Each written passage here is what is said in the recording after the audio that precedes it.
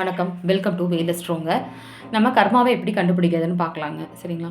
இப்போ பார்த்தீங்கன்னா, நீங்கள் நிழல் கிரகமான ராகு கேதுவோட லக்னாதிபதி இணைந்திருந்தாலோ தொடர்பில் இருந்தாலோ நம்மளுக்கு கர்மா இருக்குதுன்னு அர்த்தம். சரிங்களா? நார்மலாகவே ராகு கூட எந்த கிரகம் இருந்தாலும் அந்த கிரகத்தைக்கும் சேர்த்து ஆளுமை செய்து நம் முழு பலனையும் பெற விடாது ராகு பகவான். சரிங்களா? அப்போ நம்ம என்ன பண்ணணும்? வழிபாடு செய்து தான் நம்ம கர்மாக்கள் எல்லாம் குறைச்சிக்கணும். சரிங்களா? அப்போ என்ன பண்ணணும் அப்படின்னு பார்த்தீங்கன்னா, சூரியனோடு இணைந்திருந்தால் ஞாயிற்றுக்கிழமை வழிபாடு செய்யலாங்க.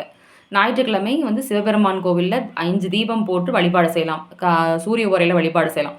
சாயந்தரம் அதே மாதிரி பைரவர் கோவிலில் போயிட்டு நீங்கள் 5 தீபம் போட்டு வழிபாடு செஞ்சுட்டு நாய்க்கு பிஸ்கட் வாங்கி கொடுக்கலாங்க. சரிங்களா? நாய்க்கு உணவு போடலாம். போடும்போது கர்மாக்கள் குறையுங்க. இதே மாதிரி சந்திர ஓரை இருந்ததுன்னா சந்திரனோட சேர்ந்து இருந்ததுன்னா சந்திரன் ஓரையில் சிவபெருமானுக்கு விளக்கு போடலாங்க.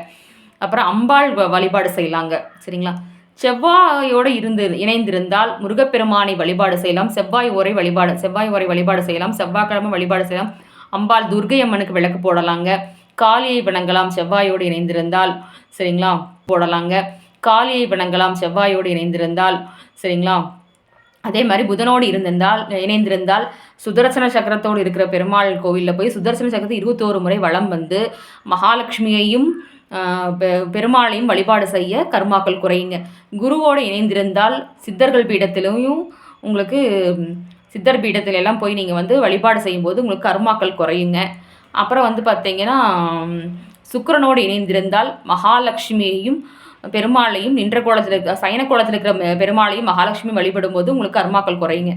சனி பகவானோட துணை இணைந்திருந்தால் நீங்கள் ஆஞ்சநேயரை வழிபாடுவது ரொம்பவே சிறப்புங்க.